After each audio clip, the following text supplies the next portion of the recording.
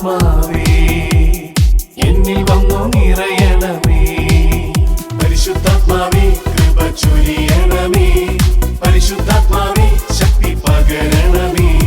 പരിശുദ്ധാത്മാവേ കൃപ ചൊരിയണമേ. പരിശുദ്ധാത്മാവേ ശക്തി പകരണമേ.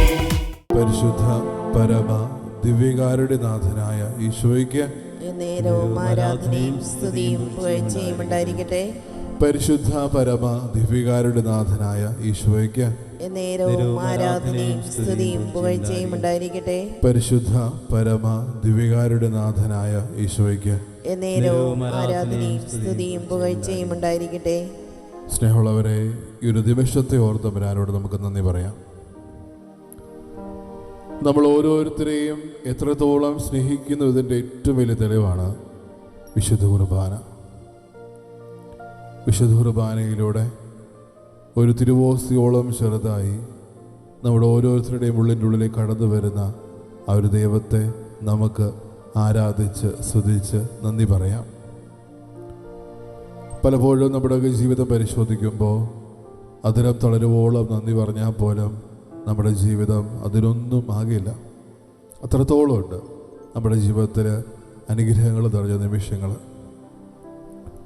ഇന്ന് ആഗോള കത്തോലിക്ക സഭ പരിശുദ്ധ വ്യാകുല മാതാവിൻ്റെ തിരുനാൾ ആഘോഷിക്കുമ്പോൾ തിരിച്ചറിയേണ്ട ഒരു കാര്യം, നമ്മുടെ ജീവിതത്തിലും വ്യാകുലങ്ങൾ കടന്നു വരുന്നുണ്ട്. പക്ഷെ അത് ഈ ലോകത്തിലുള്ള ഓരോ വ്യക്തികളുടെയും സമാനത നിറഞ്ഞ ഭാഷയാണ്. അതിലുപരി നമ്മൾ ഓർക്കേണ്ട ഒരു കാര്യം, വ്യാകുലം എന്ന് പറയുന്നത് ദൈവത്തെ എൻ്റെ ജീവിതത്തിൽ ഞാൻ സ്നേഹിച്ച നിമിഷങ്ങളാണ്. പരിശുദ്ധ അമ്മയുടെ ജീവിതം പരിശോധിക്കുമ്പോഴും പരിശുദ്ധ അമ്മ തൻ്റെ പ്രിയപുത്രനെ അത്രത്തോളം ഹൃദയത്തിലേക്ക് ചേർത്ത് വെച്ച നിമിഷങ്ങളാണ് ഓരോ വ്യാകുലങ്ങളും.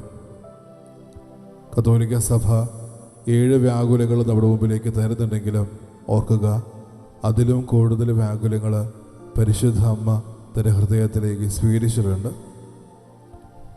ആ ഒരു തിരിച്ചറിവിൽ പലപ്പോഴും നമ്മളായിരിക്കുമ്പോൾ ഓർക്കേണ്ടത്, നമ്മളും നമ്മുടെ ജീവിതത്തിൽ വ്യാകുലങ്ങൾ ഏറ്റുവാങ്ങിക്കുന്നുണ്ട്. നമ്മൾ ആ ഒരു വ്യാകുലങ്ങൾക്ക് നമ്മുടെ ജീവിതം കൊടുക്കുന്ന അർത്ഥം എന്താണെന്നുള്ള കാര്യം നമ്മൾ ഓരോരുത്തരും ഓർക്കണം. സ്നേഹിക്കാൻ എൻ്റെ ജീവിതത്തിൽ തമ്പുരാൻ തന്ന നിമിഷങ്ങളാണെന്നുള്ള തിരിച്ചറിവിലാണോ, അതോ എന്നെ എൻ്റെ ജീവിതത്തിൽ താഴ്ത്തിക്കെട്ടിയും തരം താഴ്ത്തിയും ആ ഒരു സമാനതയോടുകൂടി നമ്മൾ കാണുന്ന ഒന്നാണോ ഈ വ്യാകുലം എന്നുള്ള കാര്യം നമ്മൾ ഓരോരുത്തരും ഓർക്കണം.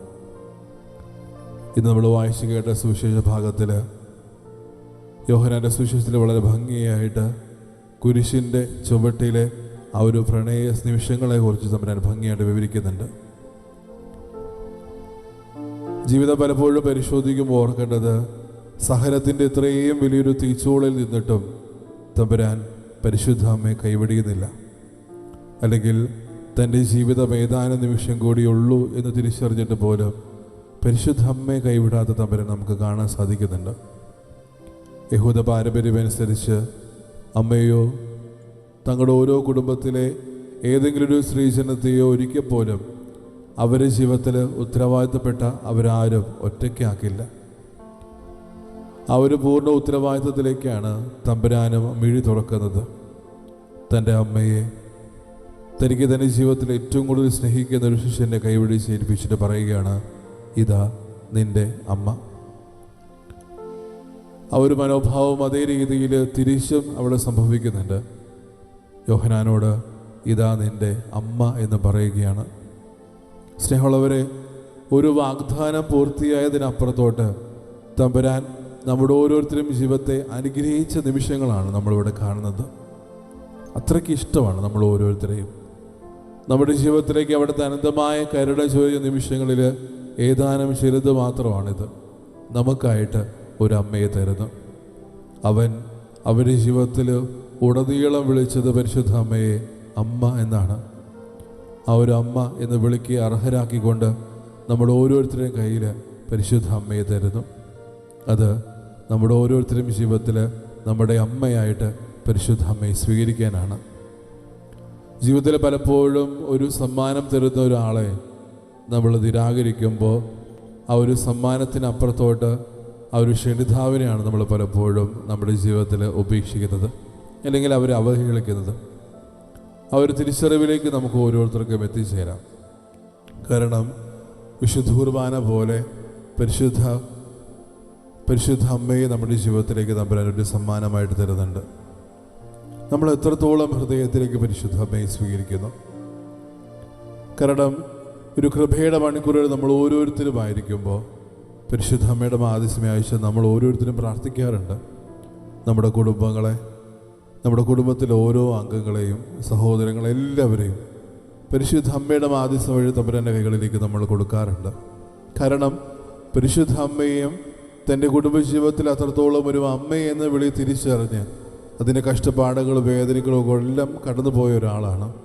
ആ ഒരു തിരിച്ചറിവിലേക്ക് നമുക്ക് ഓരോരുത്തർക്കുമായിരിക്കാം. എത്രത്തോളം ആ ഒരു അമ്മയുടെ സ്നേഹം നമ്മുടെ ജീവിതത്തിലേക്ക് കടന്നു വരുന്നുണ്ട്. പക്ഷെ എത്രത്തോളം നമ്മൾ ആ ഒരു സ്നേഹത്തിന് വില കൽപ്പിക്കുന്നു എന്നുള്ള കാര്യം നമ്മൾ ഓരോരുത്തരും ഓർക്കണം. സുവിശേഷം വളരെ ഭംഗിയായിട്ട് ഈ ഒരു വാഗ്ദാനം പൂർത്തിയാകുമ്പോൾ പറയുന്നൊരു കാര്യമുണ്ട്. താൻ ഏറ്റവും കൂടുതൽ സ്നേഹിച്ചിരുന്ന ഒരു ശിഷ്യൻ്റെ കയ്യിൽ പരിശുദ്ധ അമ്മയെ ഏൽപ്പിക്കുന്നു. ഓർക്കുക, യോഹന്നാൻ എന്ന വാക്കിൻ്റെ അർത്ഥവും ദൈവത്തെ അത്രത്തോളം ഇഷ്ടപ്പെടുന്ന വ്യക്തി എന്നാണ്. നമ്മുടെ ജീവിതം കൊണ്ടും പലപ്പോഴും നമ്മൾ ഓരോരുത്തരും യോഹന്നാനായിട്ട് മാറുന്നുണ്ട്. ഒരു പേര് മാത്രമല്ല, അതിനപ്പുറത്തോട്ട് പേരിന് അർഹമായൊരു ജീവിതം നയിക്കാൻ നമ്മൾ ഓരോരുത്തരും വിളിക്കപ്പെട്ടവരാണ്, അല്ലെങ്കിൽ നമ്മൾ ഓരോരുത്തരും ആ ഒരു വിളിയിലേക്ക് ക്ഷണിക്കപ്പെട്ടവരാണ്. ദൈവത്തെ സ്നേഹിച്ച് ആ ഒരു സ്നേഹപാതയിൽ പലപ്പോഴും മുന്നിട്ടിറങ്ങാനാണ് നമ്മൾ ഓരോരുത്തരും തമ്പുരാൻ വിളിച്ചിട്ടുള്ളത്. പക്ഷേ എത്രത്തോളം ഈ ഒരു വിളി നമ്മുടെ ജീവിതത്തിലേക്ക് നമ്മൾ സ്വീകരിച്ചിട്ടുണ്ട്? ഇന്ന് ഈ ഒരു ദിവ്യകാലത്തിന് മുമ്പിൽ നമ്മൾ ഓരോരുത്തരുമായിരിക്കുമ്പോൾ ഭൂമിയിലുള്ള ഓരോ വ്യക്തികളുടെയും ജീവിതത്തിൽ കരുണ വർഷിക്കപ്പെടാൻ വേണ്ടി നമ്മൾ പ്രാർത്ഥിക്കുമ്പോൾ തിരിച്ചറിയേണ്ട ഒരു കാര്യം, അവിടുന്ന് നമ്മുടെ ഓരോരുത്തരുടെയും ജീവിതത്തിലേക്കും ഓരോ നിമിഷവും കരുണ വർഷിക്കപ്പെടുന്നുണ്ട്, ചുരിയപ്പെടുന്നുണ്ട്. പക്ഷെ എത്രത്തോളം ഈ ഒരു സാഹചര്യം നമ്മൾ ഓരോരുത്തരും മനസ്സിലാക്കുന്നു എന്നുള്ള കാര്യം നമ്മൾ ഓരോരുത്തരും തിരിച്ചറിയേണ്ടതാണ്. വ്യാകുല മാതാവിന്റെ തിരുനാൾ ആഘോഷിക്കുമ്പോൾ പലപ്പോഴും ഒരു വ്യാകുലത്തെപ്പറ്റി പല ആൾക്കാർക്കും തെറ്റിദ്ധാരണകളുണ്ട്. കത്തോലിക്ക തിരുസഭ നമ്മുടെ മുമ്പിലേക്ക് ഒരു ഭക്തി എന്നോണം, അല്ലെങ്കിൽ ഒരു ഭക്തി മാർഗം എന്നോണം ഈ വ്യാകുലങ്ങളെ ധ്യാനിക്കാൻ നമ്മുടെ മുമ്പിലേക്ക് തരുന്നത് 7 എണ്ണത്തിനെയാണ്.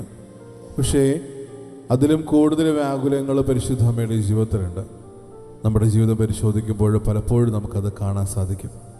പക്ഷെ എത്രത്തോളം ഈ വ്യാകുലങ്ങളെ നമ്മുടെ ഓരോരുത്തരും ജീവിതത്തിൽ നമ്മൾ സ്വീകരിക്കുന്നുണ്ട്, ചെവിക്കൊള്ളുന്നുണ്ട്, തിരിച്ചറിയണം. നമ്മൾ ഓരോരുത്തരും ദൈവത്തെ നമ്മുടെ ജീവിതം കൊണ്ട് സ്നേഹിക്കാൻ കിട്ടിയ അവസരങ്ങൾ, നിമിഷങ്ങളാണ് ഈ വ്യാകുലങ്ങൾ. നമ്മുടെ ജീവിതത്തിലും ഇത് ആവർത്തിക്കപ്പെടുന്നുണ്ടാകാം. പക്ഷേ അതിലോരോന്നും വ്യാകുലങ്ങളായത് തിരിച്ചറിയാതെ പലപ്പോഴും എൻ്റെ ജീവിതത്തിൽ തമ്പുരാൻ എന്തുകൊണ്ട് ഇത് തന്നു എന്നുള്ള ബോധത്തിലായിരിക്കുന്നവരാണ് നമ്മളിൽ മിക്കവരും.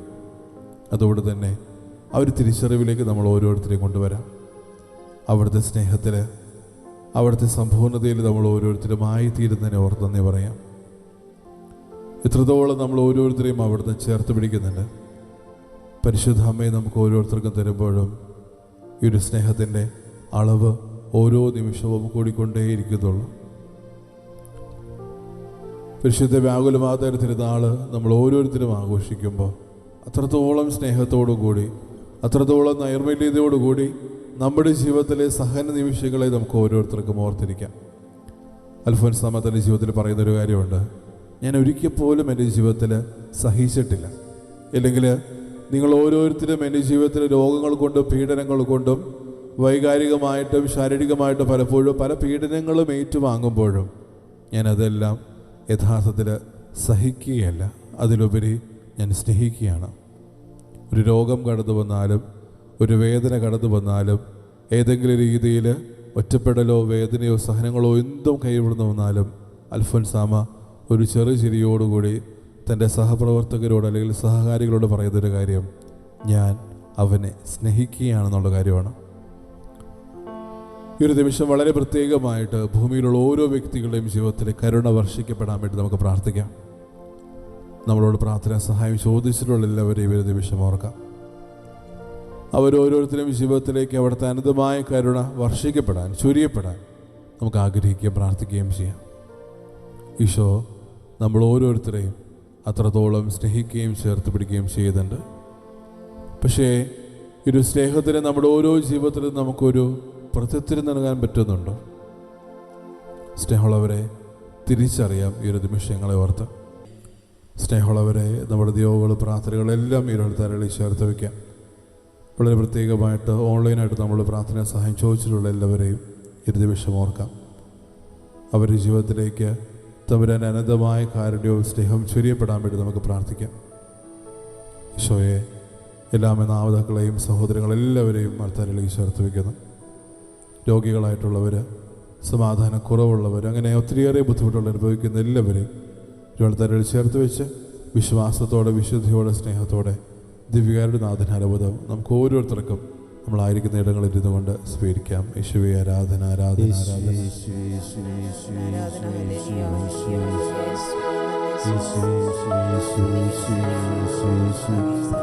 ആരാധന, ആരാധന, ആരാധന. പരിശുദ്ധ പരമമാ ദിവ്യകാരുണ്യമേ, എന്നുമെന്നും അങ്ങേക്ക് ആരാധന.